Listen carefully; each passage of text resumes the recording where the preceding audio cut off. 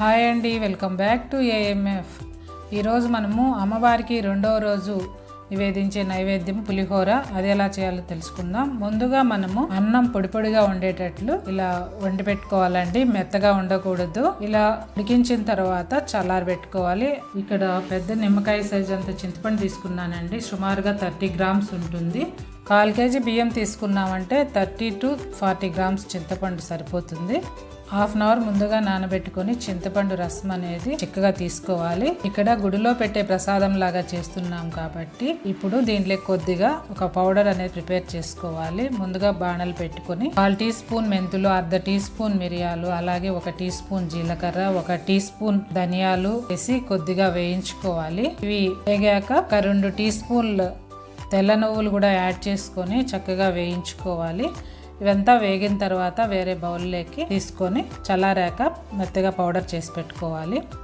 ఇవన్నీ లో ఫ్లేమ్లోనే వేయించుకోవాలి. ఇప్పుడు మనము స్టవ్ ఆన్ చేసుకొని బాణలు పెట్టి ముందుగా మనము తీసి పెట్టుకున్న చింతపండు గుజ్జును యాడ్ చేసుకోవాలి.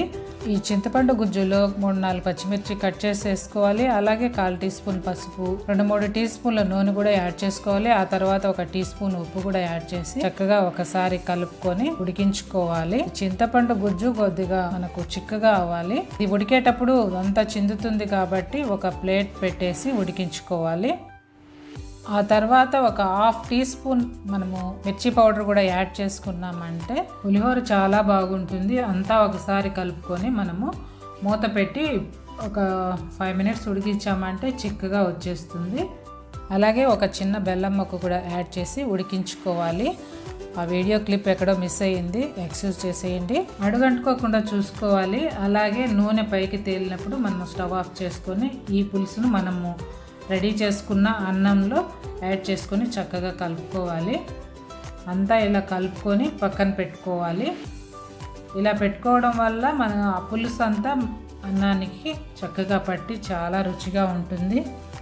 ఇప్పుడు నేను చేసిన పద్ధతిలో చేశారంటే అచ్చం గుళ్ళో చేసిన పులిహోర లాగే ఉంటుందండి. ఇప్పుడు స్టవ్ ఆన్ చేసుకొని ఇంకొక బాణలు పెట్టుకొని 3-4 టీ స్పూన్స్ నూనె యాడ్ చేసుకొని నూనె కాగిన తర్వాత 1 టీ స్పూన్ ఆవాలు, 1 టీ స్పూన్ జీలకర్ర, అలాగే 4-5 ఎండుమిర్చి ముక్కలు కూడా యాడ్ చేసుకోవాలి. ఆ తర్వాత 2 టీ స్పూన్ల శనగపప్పు, 2 టీ స్పూన్ల మినపప్పు కూడా యాడ్ చేసుకొని వేయించుకోవాలి. ఇవన్నీ కొద్దిగా వేగాక మనము వేరుశనగపప్పును యాడ్ చేసుకోవాలి. ఇవన్నీ చక్కగా వేగాక కొద్దిగా పచ్చి కరివేపాకు కూడా యాడ్ చేసుకొని మనము చక్కగా కలుపుకోవాలి. ఆ తర్వాత మనము ఇంకొక 1/2 టీ స్పూన్ పసుపు కూడా యాడ్ చేసుకోవాలి. చింతపండు గుజ్జు ఉడికించేటప్పుడు 1/2 టీ స్పూన్ పసుపు వేసాం కదా, అందుకే ఇక్కడ కూడా 1/2 టీ స్పూన్ వేస్తున్నాము.